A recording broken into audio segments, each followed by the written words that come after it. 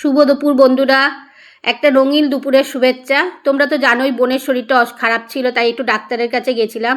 বাড়ি ফেরার পথে দেখলাম এক রঙিন দোকান।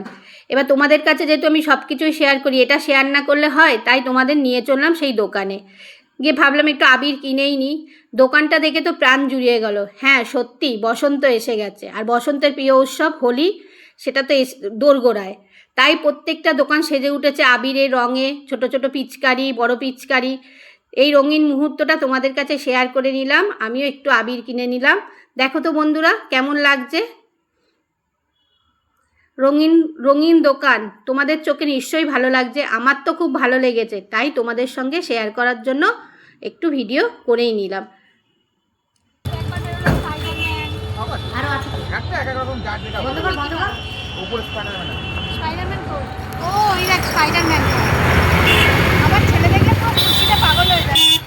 কত দাম এটা? 700। দারুণ, কি সুন্দর, বাচ্চারা দেখলে খুশি হয়ে যাবে। এটা মিকি মাউস, কি ভালো লাগছে দেখতে।